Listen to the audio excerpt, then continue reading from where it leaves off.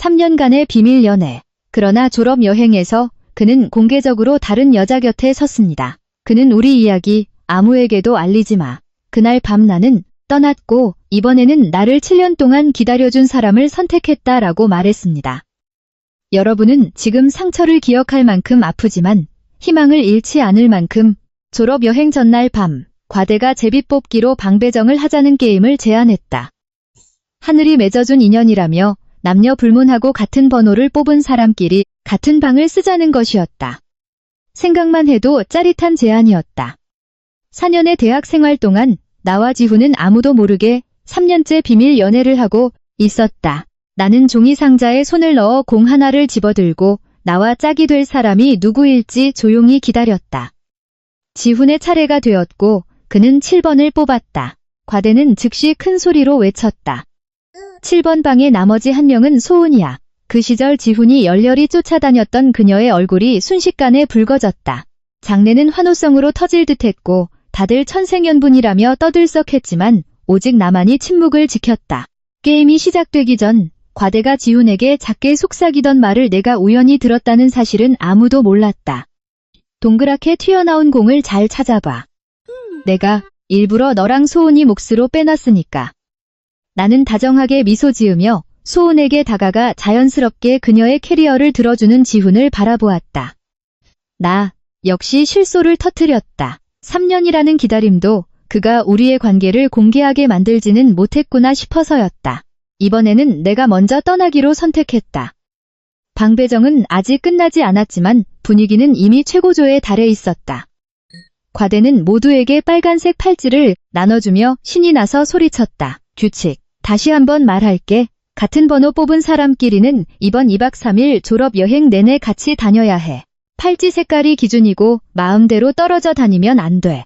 군중 속에서 휘파람 소리가 울려 퍼졌고 누군가는 일부러 지훈의 어깨를 치며 놀렸다. 소은은 얼굴을 붉힌 채 팔찌를 차며 지훈의 등 뒤로 숨었다. 지훈의 입꼬리가 올라갔고 그의 팔은 본능적으로 그녀의 앞을 막아섰다.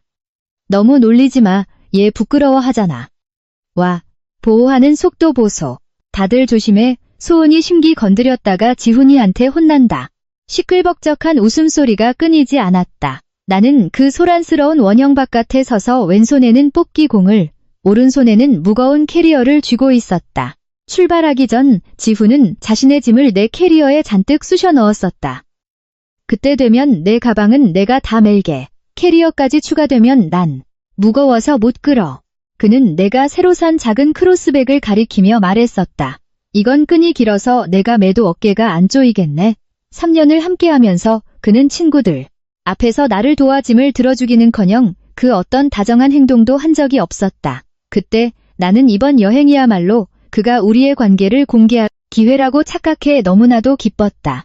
하지만 여행 첫날부터 그는 소은의 캐리어를 끌어주고 있었다. 내 가방을 메어주던 그 팔은 지금 그녀의 백팩을 메고 있었다. 내 손에 들린 캐리어는 몸이 한쪽으로 기울어질 만큼 무거웠고 손가락부터 어깨까지 뻐근하게 아파왔다. 나는 가방을 바닥에 내려놓고 목구멍까지 차오른 우려를 억누르려 가볍게 헛기침을 한 뒤 손을 번쩍 들었다. 아, 순간 모든 시선이 나에게 집중되었다. 여전히 흥분해 있던 과대가 물었다. 왜 그래, 서아? 소은이랑 같은 방 쓰던 룸메이트로서 보호자 자격으로 뭐 할 말이라도 있어? 소은의 몸이 굳어졌다. 지훈이 번쩍 고개를 들었고 나를 향한 그의 눈빛에는 긴장감과 경고가 섞여 있었다. 하지만 그의 큰 착각이었다. 나는 그저 공을 들어 올리며 차분하게 물었다. 3번 누구야? 과대가 주위를 두리번거리자 멀리 서 있던 한 남학생이 거의 즉각적으로 손을 들었다. 나야, 도진. 그의 시선이 내게 1초 정도 머물렀다. 길지는 않았지만 결코 무심하지 않은 눈빛이었다. 도진. 늘 과탑을 놓치지 않는 우등생이면서도 과의 모든 소란스러움에서 한 걸음 물러나 있는 사람이었다. 모임에도 잘 참석하지 않고 먼저 말을 거는 법도 없지만 한 번 나타나면 누구도 쉽게 무시할 수 없는 존재감이 있었다. 그는 전혀 놀란 기색도 더 묻는 말도 없이 그저 고개를 한번 끄덕였다. 마치 이 결과가 예상 범위 안에 있었다는 듯이 과대가 웃으며 말했다. 오, 도진이네, 너 싱글 맞지? 그럼 서아는? 서아 너도 싱글이면 둘이 같이 쓰고 남자친구 있으면 여자 방으로 바꿔줄게. 나는 가볍게 그의 말을 끊었다. 나 싱글이야. 곁눈질로 보니 지훈의 미간이 펴졌다가 다시 찌푸려지는 것이 보였다. 그는 도진 쪽을 쳐다보려는 듯 했지만 도진은 이미 시선을 거둔 후였고 그의 표정은 여전히 평온하여 어떤 감정도 읽을 수 없었다. 과대가 재빨리 내게 오렌지색 팔찌를 건넸다. 완전 딱이네. 둘 다 싱글이니까 이러다 커플 되는 거 아냐? 나는 팔찌를 받아들고 가볍게 고개를 끄덕였다. 고마워. 다시 캐리어를 끌어당겼을 때 누군가의 시선이 나를 쫓고 있는 것이 분명하게 느껴졌다. 깊고 안정적이며 전혀 조급하지 않은 눈빛이었다. 나는 뒤돌아보지 않았다. 그 순간 그가 무슨 생각을 하고 있었는지 알 수 없지만 아마 안도감은 아니었을 것이다. 방배정이 끝나고 모두 줄을 서서 체크인을 하기 시작했다. 소은이 전화를 하러 밖으로 나가자 지훈이 천천히 내 뒤로 다가왔다. 내 곁에 아무도 없게 되자 그제야 그는 신분증을 내밀며 목소리를 낮췄다. 과대한테 가서 남자랑 같은 방 쓰기 싫다고 말해. 여자 방으로 바꾸거나 혼자 쓰겠다고 해. 방값은 내가 낼게. 나는 부모님께 도착했다는 문자를 보내면서 고개도 들지 않은 채 대답했다. 왜라니? 너 싱글도 아닌데 어떻게 이성과 같은 방을 써? 내가 반문했다. 그럼 넌? 그의 움직임이 멈칫했다. 목소리에 약간의 짜증이 묻어났다. 이건 처음부터 정해진 규칙이잖아. 난 그저 제비뽑기 결과를 존중하는 것뿐이야. 나는 담담히 말했다. 나도 결과를 존중하는 중이야. 그가 더 말할 틈도 없이 나는 카드키를 받아들고 돌아섰다. 몇 걸음 걷지도 않았는데 과대가 큰 소리로 외쳤다. 30분 뒤에 다들 영화 감상실로 모여. 내가 대관했어. 1학년 체육대회 다큐멘터리 영상. 같이 보자. 내 발걸음은 멈추지 않았고 그저 어깨에 맨 가방끈을 가볍게 당길 뿐이었다. 1학년 체육대회 다큐멘터리, 그것은 지훈이 소은을 요란하게 쫓아다니던 시절이 고스란히 담긴 기록이기도 했다. 영화 감상실 테이블에는 간식과 과일이 가득 놓여 있었다. 지훈은 자리에 앉자마자 딸기 접시를 소은의 앞으로 밀어주었다. 옆에 있던 한 여학생이 웃으며 말했다. 너무 편애하는 거 아냐? 소은이가 딸기 좋아하는 거 알고 아예 접시째로 주네. 모두가 덩달아 놀려댔다. 소은은 얼굴을 붉히며 접시를 살짝 밀어냈다. 다 같이 먹어. 지훈이가 엄청 많이 사왔어. 부족하면 재보고 더 가져오라고 할게. 하지만 지훈은 다시 접시를 당겨왔다. 내가 가서 더 가져올 테니까 너 먼저 먹어. 그가 자리에서 일어나자 방 안은 금세 소란스러워졌다. 완전 애처가 납셨네. 소은은 옅게 웃고는 나를 돌아보며 불렀다. 서아야, 이따 많이 먹어. 너도 딸기 좋아하잖아. 문이 열리고 지훈이 양손에 딸기 접시 2개를 들고 돌아와서는 모두 소은의 앞에 내려놓았다. 그는 잘 알고 있었다. 지난 3년간 내가 딸기를 얼마나 많이 샀는지, 그리고 그가 내게 얼마나 자주 그 말을 했었는지. 조금만 먹어. 그렇게 달면 여드름 나. 나는 귤을 하나 집어 껍질을 깠다. 과대가 불렀다. 서아, 도진이는 어딨어? 모두의 시선이 쏠리자 내가 대답했다. 게일 있어서 먼저 갔어. 과대가 아쉬워했다. 그럼 너희 커플은 쫑났네. 근데 괜찮아. 저기 저 커플은 무조건 성사될 거니까. 지훈의 시선이 나를 스쳐 지나갔고 이내 영상이 시작되었다. 그는 가볍게 한숨을 내쉬며 자연스럽게 소은에게 딸기를 건넸다. 영화는 이 시간 동안 이어졌고 지훈과 소은의 장면이 나올 때마다 방 안은 놀리는 소리로 시끌벅적했다. 저기 봐, 또 땀 닦아주네. 50m. 달리는데 VJ처럼 바짝 붙어 따라다니고 물, 선풍기, 선크림까지 완벽 준비했네. 누군가 소은에게 물었다. 그때 지훈이가 저렇게 열렬하게 쫓아다녔는데 왜 안 받아줬어? 소은은 눈시울을 살짝 붉히며 그를 바라보았다. 캠퍼스 커플은 불안정할 것 같아서 졸업할 때까지 기다리고 싶었어. 오빠가 이렇게 오래 기다려줄 줄은 몰랐지. 누군가 지훈에게 물었다. 기다리느라 힘들었지? 그는 가볍게 고개를 끄덕였다. 그럭저럭요. 그 짧은 대답은 마치 4년간의 수뇌보를 다 담고 있는 듯했다. 사람들은 감탄을 금치 못했지만 오직 나만이 그 상황이 우습고 씁쓸했다. 고생했다고? 그는 소은을 반년 쫓아다니다 실패하고 테니스에 빠졌다. 나는 테니스부 에이스였고 그가 내게 훈련을 부탁해 반년 동안 가르쳤다. 2학년 초 그는 내게 고백했다. 그러니 그럭저럭이라는 말은 사실이었다. 우리는 아주 즐겁게 만났다. 아니, 어쩌면 나 혼자만 그렇게 느꼈던 것일지도 모른다. 귤을 먹고 있는데 옆자리 여학생이 화면을 가리켰다. 서아야, 체육부장이 너한테 우산 씌워주고 있네. 쟤 너 좋아했어? 화제가 갑자기 나에게로 넘어왔다. 그냥 가는 길이었어. 여학생은 아쉬워했다. 오늘 걔가 안 와서 아쉽네. 분명히 너 좋아하는 거였는데 너희 둘 잘 어울려. 한번 진지하게 생각해봐. 반대편에서 지훈은 소은에게 물을 따라주고 있었다. 마치 아무 소리도 듣지 못한 것처럼 자연스러운 동작이었다. 나는 옅게 웃으며 말했다. 괜찮아, 사실 나 남자친구 있어. 그 그림자가 순간 멈칫했다. 그의 손가락이 꽉 쥐어져 주먹이 되는 것이 보였다. 마치 무언가를 참으려는 듯했다. 알아, 네가 진실을 말할까봐 두려워하는 거. 하지만 옆에 여학생이 내 팔을 당기며 호기심 가득한 목소리로 물었다. 누군데? 우리 과 애야? 수십 개의 시선이 일제히 내게 쏠렸다. 나는 여전히 담담한 미소를 유지하며 가볍게 고개를 끄덕였다. 분위기가 단숨에 달아올랐다. 다들 앞다투어 질문을 쏟아내며 그 사람이 누구인지 알고 싶어 했다. 지훈의 얼굴이 점점 어두워졌다. 그는 고개를 숙이고 휴대전화를 만지작거렸다. 내 손에 쥐어진 휴대전화가 2번 울렸다. 그라는 걸 알았지만 확인하지 않은 채 무심하게 말했다. 그 사람 오늘 일 있어서 못 왔어. 마침 오늘 불참한 남학생들이 몇 명 있었다. 과대가 아쉬워하며 더 물어보려던 찰나 소은이 갑자기 아타고 소리를 냈다.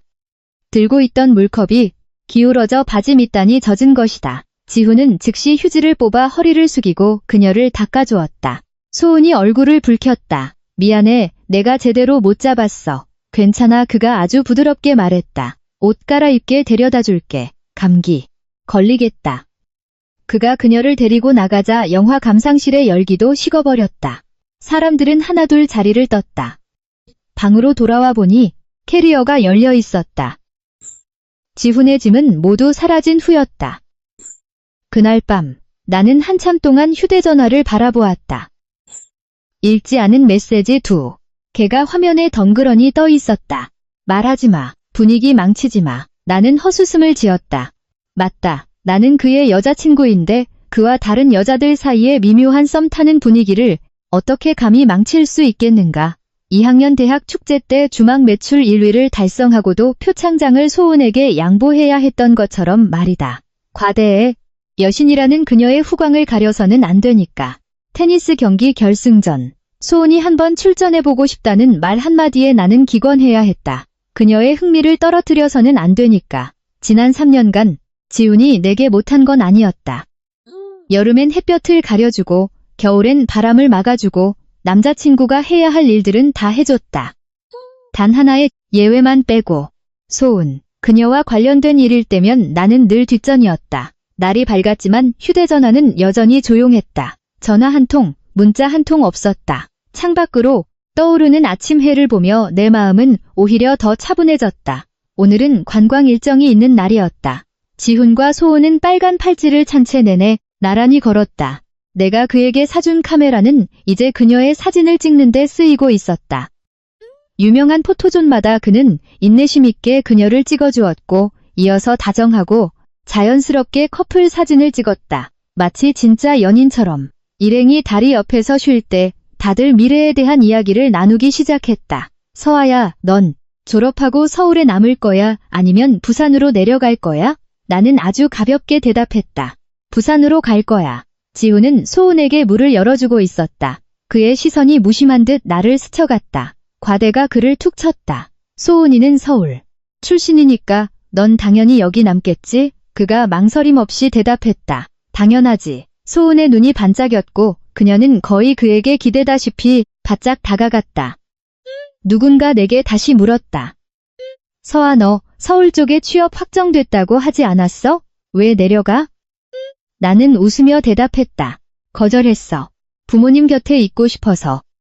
정말? 혹시 남자친구 때문 아냐? 모두가 또다시 흥미진진하게 몰려들었다.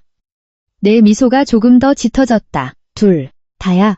부모님도 나랑 떨어지기 싫어하시고 그 사람도 부산에 정착하기로 결정했거든. 무리에서 탄성이 터져나왔지만 나는 더 이상 말을 덧붙이지 않았다. 다음 관광지에서 지훈이 화장실 앞에서 나를 막아섰다. 너 진짜 취업 거절한 거야? 그의 목소리에는 다급함이 배어 있었다. 그 일자리는 우리가 함께 찾아낸 곳이었다. 회사 측에서 내 성적을 눈여겨보고 내가 입사해야만 내 남자친구도 세트로 채용하겠다고 했던 곳이었다. 내가 가지 않으면 그 역시 그곳에 남을 수 없었다. 나는 고개를 끄덕였다. 응, 부모님이 부산에 일자리를 마련해 주셨어. 자리 잡으면 우리 약혼할 거야. 남서아, 그가 갑자기 화를 냈지만 다시 목소리를 낮추며 억눌린 소리로 말했다. 누가 맘대로 내 미래를 결정하래? 그는 숨기지 못한 분노를 안고 자리를 떴다. 무리가 흩어지기 시작했다. 그는 소운을 이끌고 앞서갔고 나는 뒤에 남아 아무 일 없다는 듯 동기들과 대화를 나누며 걸었다. 저녁은 뷔페였다. 소운이 갑자기 입을 열었다. 페르세우스 유성우 떨어지는 거 다들 알아? 지훈이 근처에 관측 명소가 있다며 시간당 100개가 넘는 별똥별을 볼 수 있다고 거들었다. 테이블은 금세 기대감에 찼다. 다들 같이 보러 가자고 했지만 과대가 웃으며 제지했다. 얘들아 눈치 좀 챙겨.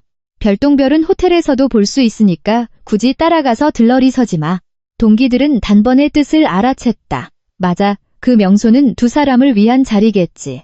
지훈은 아무 말 없이 소은에게 음식을 덜어주었지만 입가에 걸린 미소만으로도 충분히 분명했다. 소은이 얼굴을 붉혔다. 다 같이 가도 되는데 음식의 간이 너무 강했다. 나는 해산물을 2입 정도 먹다가 목이 메어 도저히 삼킬 수가 없었다. 나는 고개를 숙여 뱉어내고 다른 음식을 찾으러 일어났다. 과대가 따라와 목소리를 낮췄다. 서아야, 며칠 전에 단톡방에서 네가 유성우 보고 싶다고 한 거 봤어. 그래도 넌 가지 마. 지훈이랑 소은이 방해하지 말고. 나는 고개를 끄덕였다. 알아, 역시 과탑은 과탑이네. 눈치 하나는 빠르다. 과대가 웃으며 아주 흥미로운 비밀을 알려주듯 속삭였다. 아, 너 이거 모르지? 사실 걔네 둘이 같은 번호 뽑은 거 내가 짠 거야. 나는 가볍게 고개를 끄덕이며 평온하게 말했다. 알아, 네가 지훈이한테 말할 때 나도 다 들었거든. 그는 살짝 놀란 듯 했지만 뒤에서 누군가 부르는 소리에 더 이상 말하지 않고 몸을 돌려가 버렸다. 팥죽. 뚜껑을 열었을 때 마침 내 옆에 서 있던 지훈이 소은을 위해 호박죽을 퍼주고 있었다. 마치 늘 해오던 일상처럼 자연스러운 동작이었다. 오늘 내가 잘못했어. 너한테 화내면 안 되는 건데, 그가 말했다. 크지 않은 목소리였지만 분명 미리 준비한 멘트였다. 소은이랑 같은 방. 써서 네가 기분 상한 거 아는데 너무 깊게 생각하지 마. 어젯밤에 걔는 침대에서 자고 난 바닥에서 잤어. 우린 그냥 얘기만 좀 나눈 것뿐이야. 그는 한 박자 쉬고 말을 이었다. 같이 방 쓰는 건 게임 규칙 때문일 뿐이고 아무 일도 없을 거야. 나는 죽을 뜨며 응하고 가볍게 대답했다. 그를 쳐다보지도 않았고 더 물어볼 생각도 없었다. 그는 나의 침묵을 전혀 눈치채지 못한 듯 말을 이었다. 부모님께 잘 말씀드려. 서울에 남아서 커리어 쌓는 게 제일 좋아. 굳이 부산으로 갈 필요 없어. 일자리 안정되면 우리 여기서 자리 잡자. 이번에는 대답하지 않았다. 내가 돌아서려 하자 그가 다시 불렀다. 서아야. 그의 목소리가 느려지며 약간의 망설임이 묻어났다. 소은이가 오늘 밤 유성우를 엄청 기대하고 있어. 내가 같이 가주기로 약속했어. 어차피 매년 떨어지는 거니까 내년엔 너랑 같이 보러 갈게. 나는 그에게 등을 보인 채 국그릇 바닥을 꽉 쥐었지만 그 어떤 온기도 느껴지지 않았다. 내 목소리는 아주 가벼웠다. 그래. 그는 마치 작은 골칫거리를 해결했다는 듯 안도하는 숨을 내쉬었다. 나를 지나쳐갈 때 그는 소은을 위해 딸기 한 접시를 챙겨가는 것을 잊지 않았다. 식사를 마친 후 나는 방으로 돌아왔다. 캐리어를 열고 유성우를 보러 갈 때 입으려고 챙겨뒀던 옷과 관측소 안내 책자를 꺼내 모두 쓰레기통에 쳐넣었다. 지퍼를 다시 닫았다. 캐리어가 훨씬 가벼워졌다. 무언가를 내려놓은 것처럼. 나는 가장 빠른 비행기 표를 예매했다. 밤 비행기가 이륙하기 10분 전 페르세우스 유성우가 밤하늘을 가르며 떨어졌다. 줄지어 쏟아지는 빗줄기에 주변 사람들의 탄성이 끊이지 않았다. 다들 휴대전화를 들어 그 희귀한 순간을 영상과 사진으로 남기려 애썼다. 나 역시 휴대전화를 켰고 읽지 않은 메시지 하나가 화면에 떴다. 준비. 다 끝났어. 부모님들은 푹 쉬고 계시니까 걱정 마. 공항에서 기다리고 있을게. 나는 그 글귀를 몇 초간 바라보다가 화면을 껐다. 비행기가 활주로를 달리기 시작했다. 나는 좌석에 몸을 기대고 천천히 눈을 감았다. 지훈아, 우리 사이에 내년은 없을 거야. 유성우 덕분에과 단톡방은 훨씬 시끌벅적해졌다. 첫 별이 나타난 순간부터 여행에 참가한 동기들이 단톡방에 끊임없이 사진을 올려댔다. 다만 휴대전화로는 밤하늘의 아름다움을 온전히 담아낼 수 없었고 호텔 역시 이상적인 관측 위치는 아니었다. 그래서 지훈이 전문가용 카메라로 찍은 사진을 올렸을 때 단톡방은 순식간에 난리가 났다. 역시 장비가 좋아야 해. 거기다 관측 명소까지 갔으니. 지훈아, 솔직히 말해봐. 오늘 밤 소은이랑 유성우 보러 가려고 미리 다 세팅해 놓은 거 맞지? 누군가 거들었다. 내가 낮에 봤는데 제 카메라 렌즈만 따로 단 거 보니까 적어도 수백만 원은 하겠더라. 지훈은 옅게 웃었다. 저 카메라의 렌즈까지 합치면 최소 500만 원은 넘어. 서아가 사진 동아리 선배한테 부탁해서 골라준 졸업 선물인데 거기까지 생각이 미친 순간 그는 멈칫했다. 그녀의 캐리어가 머릿속을 스쳤다. 출발 전 그가 들어보았을 때 수화물 추가 요금을 내야 할 만큼 무거웠다. 그때 그는 아주 단순하게 생각했다. 이번 여행에서 관계를 공개할 것이고 그러면 캐리어 2개는 다 자기가 끌게 될 테니 하나쯤 무거워도 상관없다고. 그래서 카메라까지 포함한 자신의 모든 짐을 그녀의 캐리어에 넣었었다. 그녀는 지퍼를 닫느라 꽤나 고생했었다. 하지만 호텔에 도착한 후 모든 일이 예상과 다르게 흘러갔다. 원래 그는 과대를 찾아가 관계를 밝히고 제비뽑기에서 빼달라고 할 참이었다. 하지만 입을 떼기도 전에 과대가 어깨동무를 하며 의미심장하게 말했다. 야, 때가 왔다. 내가 너 소은이랑 같은 방 쓰게 해줄게. 동그랗게 튀어나온 공 찾아 너희 둘 주려고 킵해놨어. 그는 멍해졌고 마음속에 형용할 수 없는 감정이 일었다. 과대가 귀에 대고 속삭였다. 소은이도 동의했어. 무슨 뜻인지 알지? 이 기회 놓치지 마. 이번에 놓치면 내년 동창회 때나 봐야 해. 1년은 너무 길잖아. 그래서 그는 동의했고 모든 일이 아주 자연스럽게 진행되었다. 7번을 뽑았고 소은과 같은 방을 쓰게 되었다. 그 후 그는 서아의 방으로 가 자신의 짐을 모조리 빼냈다. 그렇게 하면 그녀의 캐리어가 가벼워져 혼자 끌 수 있을 거라고 생각했다. 적어도 그 당시엔 그렇게 믿었다. 하지만 지금 그의 마음속엔 불안감이 스멀스멀 피어오르고 있었다. 단톡방을 열어봤지만 서아는 아무 말도 없었다. 사진 한 장, 메시지 한 줄 없었다. 그는 미간을 찌푸리며 개인톡을 열었다. 너 유성우 보러 안 갔어? 호텔에서도 조금은 보이니까 옥상에 가보거나 프런트에 물어봐. 메시지를 보내자마자 소은이 그를 불렀다. 오빠, 나 한 장만 찍어줘. 폰으로는 안 찍혀. 그는 망설임 없이 휴대전화를 내려놓았다. 1시간 뒤 메모리가 사진으로 꽉 찼다. 예비 SD카드를 찾아야 했다. 노트북에 연결하고 무심코 화면을 보았는데 폴더 안이 온통 소은의 사진과 둘이 같이 찍은 사진뿐이었다. 그는 이 카메라가 원래 자신과 서아의 사진을 찍기 위해 산 것이란 걸 문득 깨달았다. 그는 잠시 동작을 멈추고 휴대전화를 집어들었다. 여전히 답장이 없었다. 다시 문자를 보냈다. 아직 못 봤어? 다들 봤다던데. 정 안 되면 과대 찾아가. 그러고는 급히 덧붙였다. 내가 가보라고 했다고는 하지 마. 우리 관계는 아직 사람들 모르는 게 좋잖아. 여전히 안심이 되지 않아 계속 문자를 쳤다. 내가 공개하기 싫은 게 아니야. 우리 이제 막 졸업했으니까 시간이 필요하잖아. 일단 커리어에 집중하고 서울에 자리 잡으면 그때 사람들 앞에서 당당히 밝힐게. 겸사겸사 프로포즈도 하고 전송 버튼을 누르고 그가 돌아서서 자리에 앉았다. 소은도 그에게 바짝 기대 앉았다. 코끝을 맴도는 익숙한 향기는 1학년 때부터 지금까지 그를 설레게 했던 바로 그 향기였다. 지훈은 호흡을 가볍게 조절했다. 태연해지려 했지만 두 사람의 거리가 너무 가까워 온전히 평정을 유지하기가 어려웠다. 소은이 고개를 갸웃하며 그를 바라보았다. 나긋나긋한 목소리에는 분명한 기대감이 섞여 있었다. 오빠, 대기업 오퍼 받았다며? 그거 진짜야? 그는 자신감을 숨기지 못하고 고개를 끄덕였다. 내일 입사 수속 밟으러 갈 거야. 소은의 눈이 즉시 반짝였다. 곳으로 유명하잖아. 돈 주고도 못 들어가는 데인데 오빠 진짜 대단하다. 그 칭찬에 그는 약간 우쭐해져서 언제 두 사람의 거리가 이렇게 좁혀졌는지조차 눈치채지 못했다.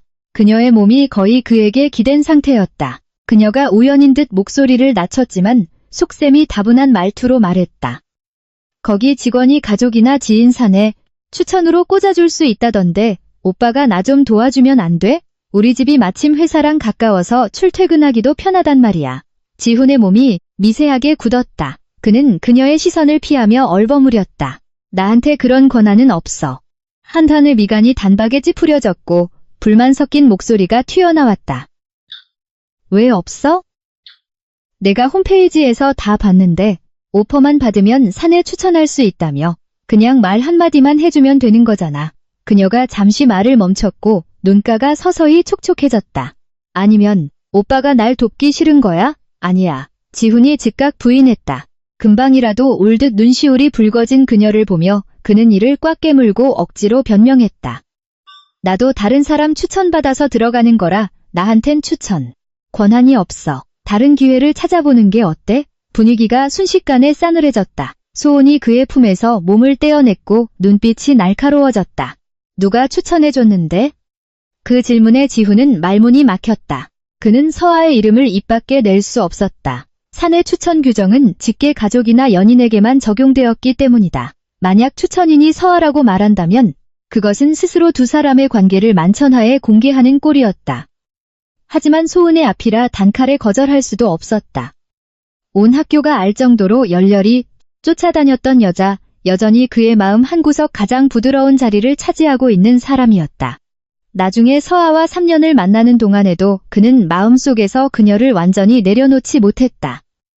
그렇기 때문에 과대의 꿍꿍이를 받아들이고 처음 계획처럼 관계를 밝히지 않은 것이었다. 그리고 별이 쏟아지던 그 밤, 그는 소은의 곁에 서는 것을 택했다. 나중에 서아에게 더 잘해주면서 보상하면 된다고. 이번 한 번만 자신의 감정에 충실하자고. 옛 감정에 완벽한 마침표를 찍는 셈 치자고 스스로를 합리화했다. 그래서 그는 대충 친척이 추천해줬다고 둘러대고 소은과 함께 호텔로 돌아왔다. 하지만 소은의 기분은 풀리지 않았고 억울한 기색을 내비치며 먼저 침실로 들어가 버렸다. 문이 닫히자마자 지훈은 즉시 몸을 돌려 한치의 망설임도 없이 서아가 묵고 있는 층으로 뛰어 올라갔다. 문을 두드렸지만 아무런 반응이 없었다. 전화를 걸어도 받지 않았다. 문자를 보내도 답장 한 줄 없었다. 가슴속에 쌓이던 짜증이 마침내 통제를 벗어났다. 그는 다이렉트로 음성 메시지를 보냈다. 남서아, 밤새 유성우 보겠다며 지금 절대 안 잤을 텐데 문 열어. 묵묵부답이었다. 점점 더 짜증이 치밀어 올랐고 목소리도 날카로워졌다. 도대체 왜 이래? 나랑 소은이가 같은 방 쓴다고 이 정도까지 해야 해? 좀 이성적으로 굴어. 이건 게임 규칙이잖아. 같은 번호 뽑아서 같은 방 쓰게 된 걸 내가 고의로 그런 것도 아닌데. 여기까지 말하다가 하마터면 도진을 언급할 뻔하여 다급히 멈추고 음성 녹음을 삭제했다. 하지만 분노는 사그라지지 않았다. 그는 계속 메시지를 쳤다. 일단 문 열어. 내가 찍은 유성우 사진 보여줄게. 그래도 기분이 안 풀리면 서울에 자리 잡기 전이라도 그냥 입사 처리만 되면 바로 공개할 테니까. 그럼 됐지? 문자를 계속해서 보냈다. 하나, 둘, 수십 개. 하지만 모두 침묵 속으로 빨려 들어갔다. 아무런 답장도 돌아오지 않자 인내심도 마침내 바닥이 났다. 그래, 끝까지 한번 난리 쳐보겠다 이거지? 맘대로 해. 그는 몸을 휙 돌려 가버렸다. 방으로 돌아왔을 땐 새벽 3시였고 소은은 이미 잠들어 있었다. 그는 아무 말 없이 조용히 씻은 뒤 바닥에 깔아둔 이불 위에 누웠다. 잠은 늦게 찾아왔고 지독하게 무거웠다. 눈을 떴을 땐 이미 정오가 다 된 시간이었다. 그가 가장 먼저 한 일은 휴대전화를 확인하는 것이었다. 문자도 부재중 전화도 서아가 남긴 그 어떤 흔적도 없었다. 뒤에서 소은이 그가 깬 것을 눈치채고 떠보듯 입을 열었다. 오빠, 그 테니스장 일 기억나? 서아가 나 부딪혀서 넘어지는 바람에 무릎 다쳐서 한 달 동안 목발 짚었잖아. 그때 오빠가 제일 먼저 달려왔고 기숙사로 매일 밥도 배달해줬지. 우리 엄마가 오빠 사위 삼으면 딱 좋겠다고 하셨는데 지훈은 여전히 휴대전화 화면을 뚫어져라 쳐다보며 건성으로 대답했다. 서아는 너 건드린 적 없어. 네가 넘어진 건 물걸레질하고 나서 바닥이 미끄러워서 그런 거야. 난 네가 다친 김에 걔한테 화풀이 할까봐 걱정돼서 뛰어간 거고. 방 안의 공기가 순식간에 얼어붙었다. 소은이 벌떡 일어나며 믿을 수 없다는 눈빛으로 그를 쏘아보았다. 그럼 매일 밥 갖다 준 건 뭔데? 지훈은 여전히 이상한 낌새를 채지 못하고 너무나 당연한 일을 설명하듯 말을 이었다. 네가 무조건 서아 탓이라고 우기니까 걔 괴롭히지 말라고 뇌물성으로 갖다 준 거지. 게다가 내가 가져간 도시락 다 2인분이었잖아. 메인은 서아 거였고 가는 길에 너한테도 하나 준 것뿐이야. 거기까지 말한 순간 그는 멈칫했다. 마치 자신조차 직면해 본 적 없던 진실을 무심코 건드린 것 같았다. 소은이 입술을 꽉 깨물었다. 처음에 보였던 청초한 눈빛은 온데간데 없이 사라지고 그 자리에 숨기지 않은 원망이 차올랐다. 내 예상이 맞았네. 오빠랑 남서아 둘이 사귀는 사이구나. 그 회사 추천해준 것도 걔지? 오빠 미쳤어? 내가 걔보다 얼마나 완벽한데. 나를 그렇게 쫓아다녀 놓고 왜 수준 낮게 그런 애를 만나? 방 안에 숨막히는 정적이 흘렀다. 지훈이 천천히 몸을 일으켰고 그의 얼굴이 서서히 차갑게 굳어갔다. 목소리도 무겁게 가라앉았다. 그런 애라니? 서아는 너보다 진실하고 똑똑하고 노력파야. 적어도 날 무시하면서 4년 내내 어장 관리하고 캠퍼스 커플은 불안정하다면서 뒤로는 남자 8명이나 갈아타는 짓은 안 해. 말싸움이 채 끝나기도 전에 소은은 베개를 집어던지며 그를 내쫓았다. 지훈은 백팩 하나만 메고 카메라와 노트북을 황급히 쑤셔 넣은 뒤 옷까지는 대충 비닐봉지에 구겨 넣은 채 화를 억누르며 서아를 찾으러 나갔다. 로비로 내려가자마자 특산품을 사서 돌아오는 과대 일행과 마주쳤다. 그의 안색이 좋지 않은 것을 보고 다들 놀랐다. 무슨 일이야? 소은이랑 싸웠어? 어젯밤까진 괜찮았잖아. 어디가? 그는 대답 없이 직진해 서아의 방문을 두드렸다. 과대가 어리둥절해하며 말했다. 서아 찾아? 걔 체크아웃 했는데. 공중에 떠있던 그의 손가락이 멈칫했다. 목구멍이 바싹 말라붙었다. 언제?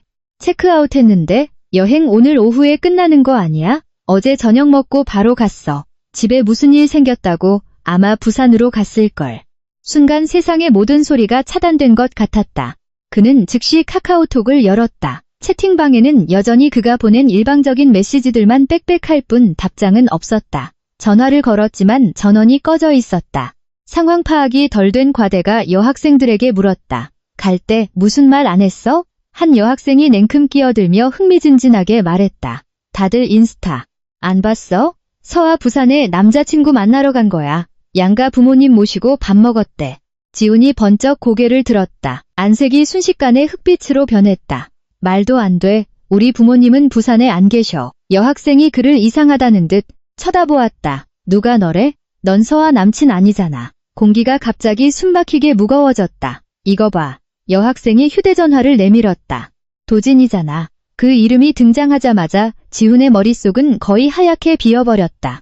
과대가 휴대전화를 들여다보았다. 한가운데 있는 사진은 단체 사진이었다. 양가 부모님이 앞에 앉아있고 분홍색 원피스를 입은 서아가 뒤에 선 도진의 곁에 서 있었다. 옅은 화장을 한 그녀는 아주 온화하게 웃고 있었다. 지훈의 시선이 캡션에 머물렀다. 딱 8글자였다. 7년의 짝사랑, 오늘 이루어지다. 옆에 섰던 과대가 여전히 감탄하며 말했다. 나도 방금 알았어. 도진이랑 서아가 고1 때부터 동창이었대. 걔가 서아를 3년 내내 쫓아다닌 건 온 학교가 다 알았대. 그러고는 같은 대학, 같은 과로 진학했는데 4년 동안 아무도 눈치 못 채게 지내다가 한 번도 포기한 적 없었다는 거야. 이번에 제비 뽑기로 같은 방 걸린 건 완전 하늘이 맺어준 인연이지. 몰려든 동기들이 점점 늘어났고 복도엔 웅성거리는 소리가 퍼져나갔다. 누군가 참지 못하고 물었다. 야, 혹시 쟤네 대학 입학할 때부터 사귀고 있었던 거 아냐? 비밀 연애 같은 거 말이야. 다른 사람이 즉각 맞장구 쳤다. 그럴 수도 있겠다. 1학년 때부터 사귄 걸지도 몰라. 말도 안 돼. 지훈이 돌연고함을 질렀다. 한 글자 한 글자 쥐어짜듯 내뱉는 그의 목소리와 창백해진 얼굴이 대비를 이루었다. 내가 걔 남자친구야. 우리 3년 동안 사귀었다고. 복도가 일순간 쥐죽은 듯 조용해졌다. 과대가 얼어붙어 숨을 들이켰다. 야, 근데 그렇다고 치면 내가 공 빼놨다고 얘기했을 때 걔가 분명 들었는데 왜 아무 말도 안 한 거야? 그 말이 끝나는 순간 지훈의 머리를 무언가 강하게 내리친 것 같았다. 알고 있었다고? 그가 중얼거렸다. 그의 얼굴이 더욱 참담하게 일그러졌다. 그녀는 처음부터 다 알고 있었다. 왜 서아가 침묵했는지, 왜 그렇게 평온했는지 그는 갑자기 깨달았다. 몰라서가 아니라 더 이상 말할 가치조차 느끼지 못했기 때문이었다. 하루 종일 양가 부모님을 모시고 돌아다녔다. 그날 저녁 우리 부모님을 먼저 댁에 모셔다 드린 후 도진의 부모님을 호텔로 모셔다 드렸다. 마침내 모든 것이 고요해졌을 때 나는 너무 지쳐 조수석에 털썩 주저앉았다. 눈꺼풀이 천근만근 무거워 거의 뜰 수가 없었다. 도진이 몸을 기울여 내 안전벨트를 매주며 부드럽게 말했다. 자, 도착하면 깨워줄게. 나는 응하고 가볍게 대답했지만 가는 내내 편히 잠들지 못했다. 결국 나는 몸을 똑바로 세우고 옆에 있는 그를 바라보았다. 도진아, 너 어떻게 그렇게 오랫동안 버텼어? 그는 곧바로 대답하지 않고 여전히 시선을 앞을 향한 채 운전대를 잡고 있었다. 아주 안정적인 자세였다. 한참 뒤에야 그가 입을 열었다. 난 지나간 일에 대해 말하는 거 안 좋아해.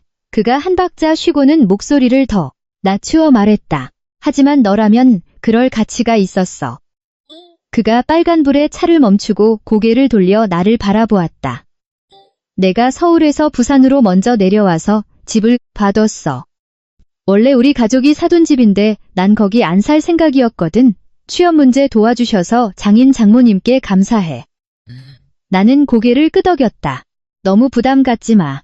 내 스펙이 충분히 좋았으니까. 우리 부모님은 그냥 이력서만 넣어주신 거야. 회사에서 널 뽑은 건 내 실력 덕분이고. 그가 웃으며 내 손을 조금 더 꽉 쥐었다. 그래도 감사해야지. 그는 앞을 보며 묵직한 목소리로 덧붙였다. 내 소원이 이루어질 수 있게 해준 그 모든 일들에 감사해. 나는 그가 내 손을 잡도록 잠시 내버려 두었다가 일깨워 주었다. 운전해. 창밖으로는 어릴 적부터 익숙했던 거리, 풍경이 스쳐 지나갔다. 예전에 나는 지훈 때문에 서울에 남으려 했었다. 그 회사의 채용 과정은 지독하게 까다로워서 나 혼자서만 8번의 면접을 거쳐야 했다. 매번 사람을 지네까지 짜내는 듯했고 면접이 끝날 때마다 집에 돌아와 한참을 울었다. 하지만 그래도 버텼다. 내가 성공해야 지훈도 세트로 입사할 수 있고 우리가 오래도록 함께 할 수 있을 거라 믿었기 때문이었다. 단지 모든 것이 내 생각대로 흘러가지 않았을 뿐이다. 차가 집 앞에 멈춰섰다. 내가 막 차에서 내렸을 때 도진이 갑자기 빠른 걸음으로 다가와 내 앞을 막아섰다. 내가 쫓아낼까? 그의 시선을 따라 고개를 돌려보니 헝클어진 머리에 땀범벅이 된 지훈이 숨을 헐떡이며 뛰어오고 있었다.